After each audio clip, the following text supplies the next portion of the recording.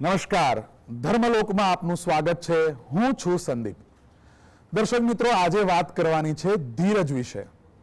જો માણસની ધીરજ ખૂટી જાય તો માણસે કેવો વ્યવહાર રાખવો જોઈએ, સાચો આનંદ પ્રાપ્ત કરવો હોય તો શું કરવું જોઈએ, અને ભગવાનનું ધ્યાન કરવાથી શું ખરેખર ભગવાનનો સાક્ષાત્કાર થાય છે? આજે આ બધી જ વાતો જાણીશું ધર્મલોકમાં.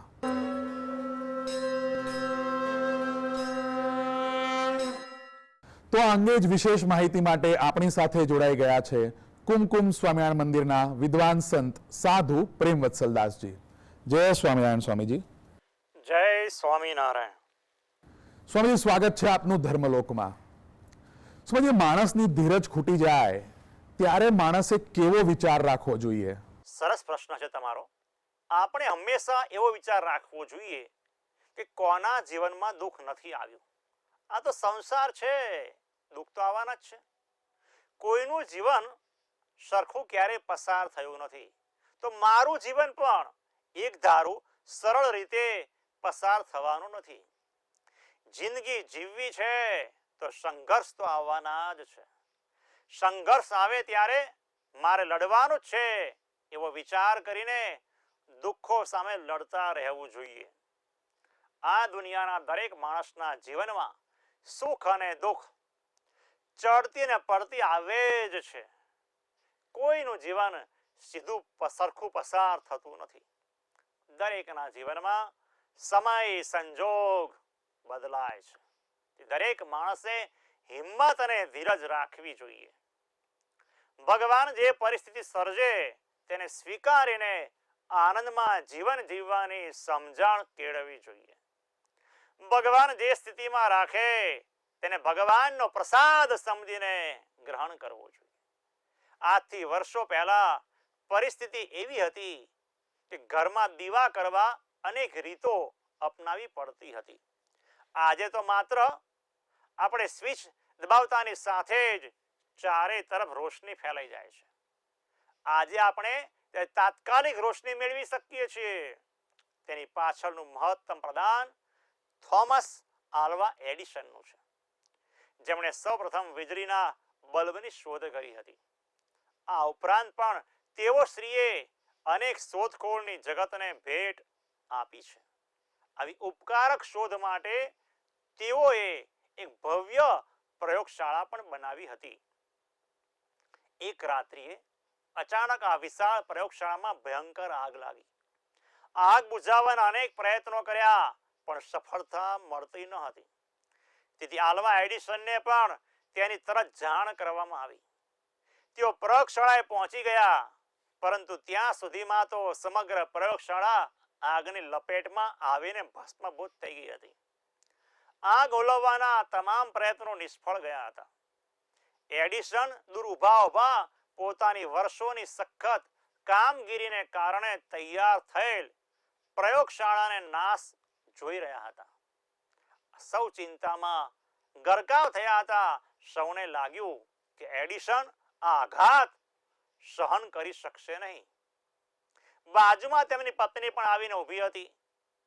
તે ઝીણવટપૂર્વક એડિસનના ચહેરાનું નિરીક્ષણ કરી રહી હતી, પરંતુ એડિસનના ચહેરા ઉપર વેદના, દુઃખ, નિરાશા કે અફસોસ દેખાતો ન હતો. તેઓ અત્યંત શાંત ચિત્તે આગની જ્વાળાઓને નિહાળી રહ્યા હતા. પત્ની તથા ત્યાં ઉપસ્થિત સૌને આશ્ચર્ય થઈ રહ્યું હતું. આ આકસ્મિક નુકસાન સહન ન થયું, તેથી એડિસનને સહજ રીતે પૂછવામાં આવ્યું, તમે જિંદગીના અનેક કિંમતી વર્ષો આ વિશાળ પ્રયોગશાળા બનાવવામાં સમર્પિત કર્યા છે. આજે તે બળીને ખાખ થઈ રહી છે, છતાં તમને સહેજ પણ દુઃખ થતું નથી.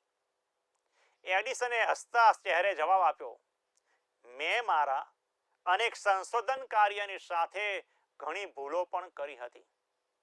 પરમ કૃપાળુ પરમાત્મા ઘણો ભલો અને દયાળુ છે. તેને પ્રયોગશાળાની સાથે મારી ભૂલોને પણ ભસ્મભૂત કરી નાખી છે. ભવિષ્યમાં દુનિયાને મારી ભૂલોની સહેજ પણ જાણ પણ થશે નહીં. મારા પ્રભુનો આ પણ એક મોટો ઉપકાર છે. હવે હું કાલથી પુનઃ કામ શરૂ કરીશ. હવે અગાઉ કરેલ ભૂલોનું પુનરાવર્તન નહીં કરું. એડિસનની હકારાત્મક વિચારસરણી અને ભગવાન ઉપરની તેમની અપાર શ્રદ્ધાને કારણે વિશ્વને અનેક પ્રકારની વૈજ્ઞાનિક શોધખોળોની ભેટ પ્રાપ્ત થઈ છે. એડિસન જેવા અનેક મહાન પુરુષોએ પોતાની સંપૂર્ણ તાકાત સામે લગાવીને સમાજ ઉપયોગી કાર્યોમાં જીવનને સમર્પિત કર્યું છે. પણ જ્યારે મુશ્કેલ પરિસ્થિતિમાં મુકાયા ત્યારે તેમણે વાત સ્વીકારી જ લીધી છે કે અંતે તો હરિ કરે સો હોય. શ્રી સ્વામિનારાયણ ભગવાન આપણને સુખ આપે કે દુઃખ, પરંતુ જે સુખ અને દુઃખ ખરેખર આપણા હિતમાં હોય છે, આપણા સુખ માટે હોય છે. તેમ આપણે આ પણ જ્યારે જીવનમાં દુઃખો આવે ત્યારે તેને ડરી ન જઈએ, પરંતુ તેને સામે લડતા રહીએ. ભગવાન એક દિવસ સારું અવશ્ય કરશે જ એવા વિશ્વાસ સાથે ભગવાનને પ્રાર્થના કરતા રહીએ તો અવશ્ય આપણા દુઃખો ટૂંક સમયમાં દૂર થશે અને થશે જ. સુમનજી, આપણે હંમેશા સાચો આનંદ પ્રાપ્ત કરવા માટે મથતા હોઈએ છીએ, તો આ સાચો આનંદ પ્રાપ્ત કરવો હોય તો શું કરવું જોઈએ? સરસ પ્રશ્ન છે તમારો કે જીવનમાં માણસે સાચો આનંદ પ્રાપ્ત કરવો હોય તો બીજાને મદદ કરવી જોઈએ. બીજાને આપવાથી આપણને સાચો આનંદની પ્રાપ્તિ થાય છે. એક સંસ્કૃતમાં એક સુભાષિત છે, અયમ નિજ પરો વેતી ગણના લઘુચેતસામ ઉદાર ચરિતાનામ તો વસુધૈવ કુટુંબકમ. અર્થાત આ મારું છે કે પારકું છે તેવી ગણતરી ટૂંકી બુદ્ધિવાળાની હોય છે, જ્યારે ઉદાર મનવાળાને તો સમગ્ર પૃથ્વી એ જ મારું કુટુંબ છે, વિશાળ ભાવના હોય છે. કહેવાય છે એવું, કૂતરા પોતાનું એકલાનું કરે, કૂતરા પોતાનું એકલાનું કરે, કુકડા કુટુંબનું કરે અને કાગડા આખી નાતનું કરે. કાગડાઓ સુખ દુઃખના પ્રસંગે આખી નાત સહભાગી થઈને જીવે છે. કાગડા પાસેથી બધા આવું શીખી જાય ને તો આજની સમાજની દશા અને દિશા જ બદલાઈ જાય. ઘણી વખત નાના નાના પશુઓ પક્ષીઓ આપણને ઘણી મોટી શીખ આપી જતા હોય છે. અરે નાના નાના બાળકો પણ ઘણું બધું આપણને શીખવે છે. તે જીવનમાં ઘણી વખત 70 વર્ષના માણસો પણ શીખ્યા નથી હોતા. વર્ષો પહેલા અમેરિકાના રિયેટેલ શહેરમાં એક વિશેષ પ્રકારની ઓલિમ્પિક સ્પર્ધાનું આયોજન કરવામાં આવ્યું હતું. જન્મથી શારીરિક કે માનસિક મહત્વના શિકાર બનેલા લોકો માટે એક વિશેષ સ્પર્ધાનું આયોજન તેમાં કરવામાં આવેલું. તેમાં એક દિવસ 9 સ્પર્ધકો જે જન્મથી જ શારીરિક કે માનસિક મહત્વ ધરાવતા હતા તેઓ 100 મીટરની દોડમાં ભાગ લેવાના હતા. 9 ભાઈ બહેનો દોડવા માટે એક લાઈનમાં ગોઠવાઈ ગયા. ધડાકાનો અવાજ થાય પછી દોડવાનો પ્રારંભ કરવાનો હતો. લથડાતા પગે સ્પર્ધામાં વિજેતા બનવા માટે બધા એક સાથે પ્રયાણ કર્યું. બધા ધીરે ધીરે આગળ વધતા હતા. તેવામાં એક નાનો છોકરો હતો. તે થોડેક સુધી તો ખૂબ મહેનત કરીને બધાની સાથે ચાલ્યો, પણ આગળ જતા લથડીને વચ્ચે જ પડી ગયો. બાળક નાનો હતો, તે પડીને રોવા લાગ્યો. ત્યારે બીજા 8 જણા થોડા આગળ નીકળી ચૂક્યા હતા. તેમણે નાના બાળકના રોવાનો અવાજ સાંભળ્યો. અવાજ સાંભળી બધાએ પોતાની ગતિ ધીમે કરી. પાછળ ફરીને જોયું તો પેલો બાળક રડી રહ્યો હતો. તે બધા પાછા ફરી ગયા અને પડી ગયેલા છોકરા તરફ ચાલવા માંડ્યા. તે પાછા ફરતા 8 સ્પર્ધકોમાં એક છોકરી પણ હતી જે પોતે માનસિક રોગની શિકાર બનેલી હતી. પેલા છોકરા પાસે આવીને તેણે નીચે નમીને તેનો હાથ પકડ્યો, તેને બેઠો કરી દીધો અને પ્રેમથી તેને ચૂમી લેતા બોલી, ચિંતા ના કર, ચાલ, હવે તને કશો વાંધો નહીં આવે, અમે તારી સાથે છીએ ને. ત્યારબાદ ફરી બધા 9 સ્પર્ધકો એકબીજાના હાથ પકડીને દોડના અંતિમ છેડા સુધી ચાલવા લાગ્યા. બધાએ મળીને એક સાથે દોરડું પાર કર્યું અને 9 વિજેતા બન્યા. તે વખતે ત્યાં જેટલા દર્શકો હાજર હતા એમના હૃદયમાં આ દ્રશ્ય ચોંટી ગયું.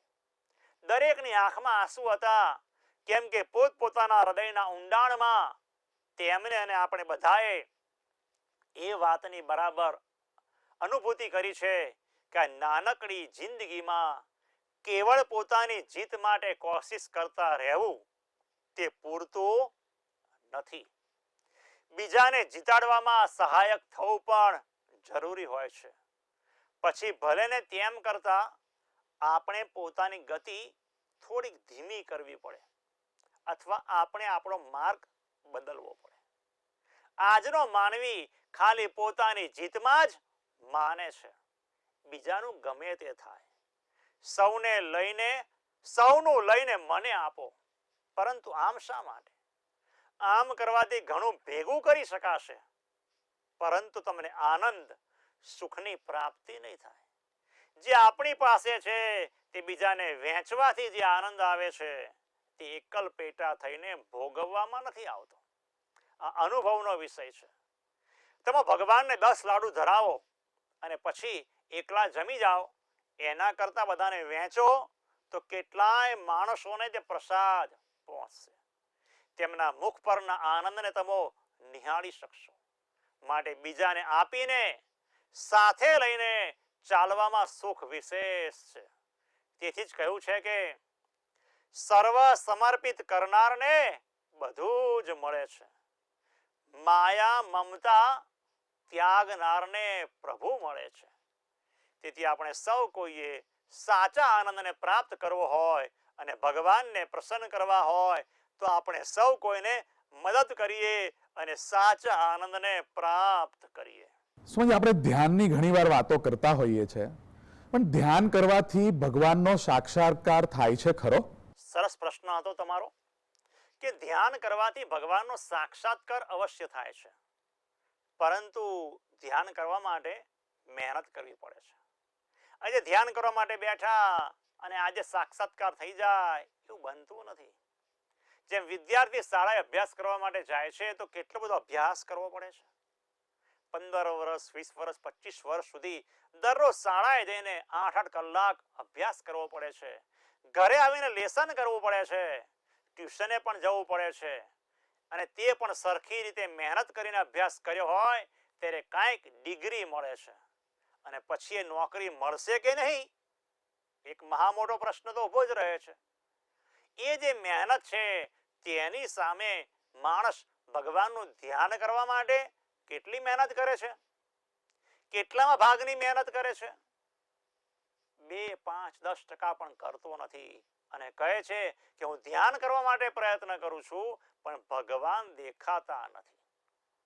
અરે ભાઈ, 5-15 મિનિટ કે અડધો કલાક ધ્યાન કરવા તમે પૂરો પ્રયત્ન કર્યો નથી અને ભગવાનને નિરખી લેવા છે. જો આપણે પ્રાપ્તિ સર્વોત્તમ જોઈએ છીએ તો મહેનત પણ શ્રેષ્ઠ કરવી જ પડે ને. ધ્યાન કરવા માટે મહેનત કરવી પડે છે. શ્રેષ્ઠ વસ્તુ તમારે લેવી હોય તો પૈસા પણ વધુ ચૂકવવા પડે છે. તેમ ભગવાનનું ધ્યાન કરવું હોય તો મહેનત પણ કરવી પડે છે. જે મહેનત કરે છે તેના ઉપર જ ભગવાનની કૃપા વરસે છે અને ધ્યાનનું અંગ સિદ્ધ થાય છે. શ્રી સ્વામિનારાયણ ભગવાને પણ વચનામૃતમાં કહ્યું છે કે ભગવાનનું ધ્યાન કરવું હોય અને ધ્યાન કરતા મૂર્તિ હૃદયને વિશે ન દેખાય તો પણ ધ્યાન કર્યા કરવું. પણ કાયર થઈને તે ધ્યાનને મૂકી દેવું નહીં. અને એવી રીતના જે આગ્રહવાળા માણસો છે તેના પર ભગવાનની મોટી કૃપા થાય છે અને એની ભક્તિ કરીને ભગવાન એને વશ થઈ જાય છે. તેથી આપણે ધ્યાન કરવા પુરુષાર્થ કરીશું તો ભગવાન આપણા પર કૃપા જરૂર કરશે અને આપણને અવશ્ય સફળતા પ્રાપ્ત થશે. એટલે કે ભગવાનની મૂર્તિનું શાશ્વત અલૌકિક દિવ્ય સુખ અવશ્ય આપણને પ્રાપ્ત થશે જ. સ્વામીજી, આ ધ્યાન આપણે કેવી રીતે કરવું જોઈએ? તમારો પ્રશ્ન છે કે ધ્યાન કેવી રીતે કરવું જોઈએ. ખરેખર ધ્યાન કરવા માટે ધ્યાન કરવાની રીત અવશ્ય શીખવી જોઈએ. આપણા જીવાત્માને 3 દેહ, 3 અવસ્થા, 3 ગુણ એ થકી પૃથક આત્મા રૂપ માનીએ એટલે કે આપણને પુરુષોત્તમ રૂપ માનીને ભગવાનની મૂર્તિનું ધ્યાન કરવું જોઈએ. આ ધ્યાન કરવાના પણ શાસ્ત્રોમાં 4 પ્રકાર બતાવવામાં આવેલા છે. પ્રથમ ધ્યાન આવે છે સાંગ ધ્યાન, જેમાં આપણે શ્રી સ્વામિનારાયણ ભગવાનની એકલી મૂર્તિનું ધ્યાન કરવાનું હોય. બીજો ધ્યાનનો પ્રકાર આવે છે એને ઉપાંગ ધ્યાન કહેવાય છે, જેમાં ભગવાનના અંગે અંગનું ધ્યાન કરવાનું. એટલે કે ભગવાનનું મસ્તક કેવું છે, એ ભગવાનનું ભાલ કેવું છે, ભગવાનનું મુખારવિંદ કેવું છે, ભગવાનની નાસિકા કેવી છે, એમ દરેક ભગવાન અંગનું ધ્યાન કરવાનું. તેને ઉપાંગ ધ્યાન કહેવામાં આવે છે. ત્રીજો ધ્યાનનો પ્રકાર આવે છે સલીલ ધ્યાન. આ ધ્યાનના પ્રકારમાં ભગવાને પ્રગટ થઈને જે લીલાઓ કરી હોય તે લીલા ચરિત્રોને સંભાળવા, આવી રીતે જે ભગવાનનું ધ્યાન કરવું તેને સલીલ ધ્યાન કહેવામાં આવે છે. અને ચોથો ધ્યાનનો પ્રકાર છે સપાર્ષદ ધ્યાન. આ ધ્યાનના પ્રકારમાં ભગવાન અને તેમના સંતો અને ભક્તોનું સ્મરણ કરવાનું છે. ભગવાનના સંતો ભક્તો સાથે જે લીલા કરી હોય તેને યાદ કરીએ તે ધ્યાનને સપાર્ષદ ધ્યાન કહેવામાં આવે છે. આમાં આપણે આ 4 પ્રકારે ધ્યાન કરી શકીએ છીએ, પરંતુ મૂળ હેતુ છે કે સાચી સમજણ કેળવીને ભગવાનને સદાય સાકાર દિવ્ય મૂર્તિ ધારીને ભગવાનનું નિત્ય ધ્યાન કરવું જોઈએ. જે મહાપુરુષો થઈ ગયા છે એ નિત્ય ભગવાનની મૂર્તિને નિરખવા માટે પ્રયત્ન કરતા હતા. એમાંથી આપણે શીખવું જોઈએ. શ્રી સ્વામિનારાયણ મંદિર કુમકુમના સંસ્થાપક સાધુતાની મૂર્તિ સદગુરુ શાસ્ત્રી શ્રી આનંદ પ્રિયદાસજી સ્વામી નિત્ય ધ્યાન તો કરતા જ, પણ રાત્રે પણ ધ્યાન કરતા. સવારે વહેલા ઉઠીને ધ્યાન કરવું સહેલું છે, પણ રાત્રે સૂતા પછી 12-1 વાગે ઉઠીને ધ્યાન કરવું અઘરું છે. એવા સમયે પણ એ વર્ષો સુધી ધ્યાન કરતા હતા. અમે એમની 99-100 વર્ષની ઉંમર સુધી જોયું છે કે રાત્રે ઉઠીને ધ્યાન કરતા હતા. એવા મહાપુરુષોના જીવનમાંથી આપણે પણ શીખીએ, ધ્યાનના માર્ગે આગળ વધીએ તો અવશ્ય ભગવાનના દિવ્ય સુખને આપણે પણ પામી શકીશું. જય શ્રી સ્વામિનારાયણ. સ્વામીજી, આપ અમારી સાથે જોડાયા, આપે ખૂબ સરસ વાત કરી. દર્શક મિત્રો, આગળ જોઈશું અમારી વિશેષ રજૂઆત સુખની શોધમાં. તે પહેલા લઈએ એક નાનકડો વિરામ.